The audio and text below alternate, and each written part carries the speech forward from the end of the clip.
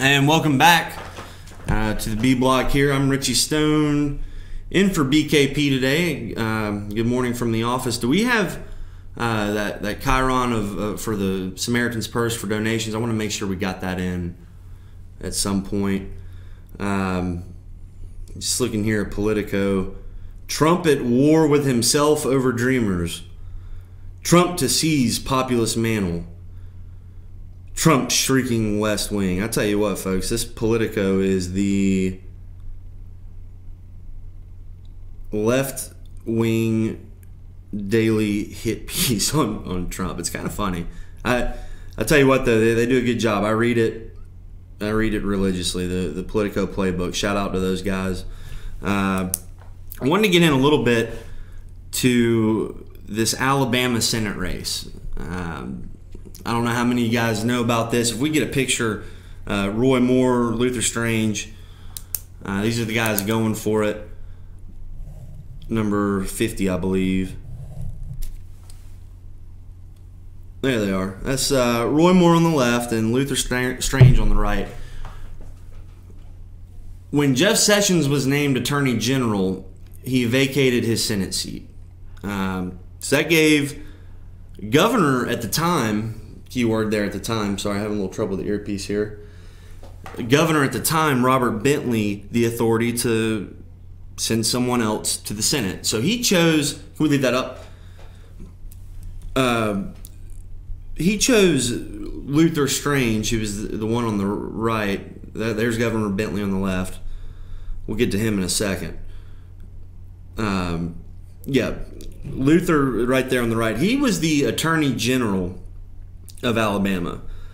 And Governor Bentley decided to nominate him. It was a little bit of a shot in the dark. A lot of people thought maybe it would be Representative Mo Brooks or Martha Roby or one of the folks already in Washington, D.C. But no, Luther Strange. And he's been there.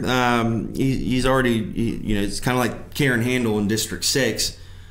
She won her special election to replace Tom Price, but now she's got to turn around and run again too. And then there's the man on the left, Roy Moore. He was the, I want to say, Chief Justice of the Alabama Supreme Court. I could be wrong, but I know he was on the Alabama Supreme Court. And he was the guy that, he was famous over the Ten Commandments monument, I think outside the courthouse. And also, I believe he was the guy that refused to enforce the gay marriage decision during the Obama years. Well, a new poll is out, and Roy Moore is leading Luther Strange 47% to 45%, which is very close, within the margin of error. Moore was actually just endorsed by none other than former chief strategist himself, Steve Bannon. If we go to number 49, there he is. As you all know, we've talked about it here on the show that Steve Bannon has left the White House, but many regard him as the chief architect of the Trump campaign and the messaging to the populist group, the populist crowd. He was the editor of Breitbart, or CEO of Breitbart rather, or chairman, one of them. He was up there, and I don't know. It's just an interesting, because President Trump has already endorsed Luther Strange, who was the incumbent, and BKP said on this show last week that he thinks Bannon's leaving to run the campaign wing, the Trump campaign re-election wing, and I think that's true. I don't necessarily disagree with BKP on that, but this is interesting. I don't know what divides the two in their thoughts on who they endorse, and what it could be is the fact that maybe Luther Strange wasn't the guy to pick after all. If we go to number 51, that's Governor Bentley. We saw him just a second ago. And on the right, Rebecca Caldwell Mason, his chief strategist, ironically enough. Well, without without getting into too many details, we've all, if you're watching the show today, I mean, you're probably into politics a little bit, and you probably know when there's a governor and when there's a much younger woman on a split screen and the governor is no longer the governor, you could probably put two and two together on why that is. Apparently some text messages were sent out, and they were picture messages, and they're not safe for work. So we'll just leave it at that. And Alabama being, the very evangelical state, arguably the most evangelical state in the Union, the voters weren't real fond of old Governor Bentley doing that. So maybe that's what's causing the split between Trump and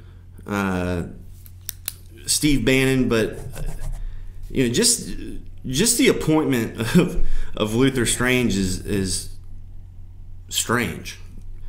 He, as Attorney General of Alabama, was tasked with running the investigation into the sitting governor. He was the guy who would have been involved in the impeachment proceedings against the governor.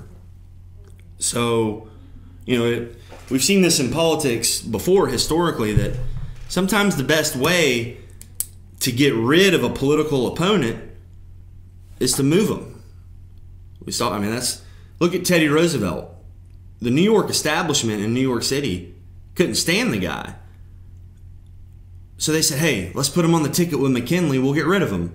Now, McKinley got shot, and then, of course, Roosevelt became president. But that might have been what Bentley was trying to get at. And I don't think it's too secret of a secret there.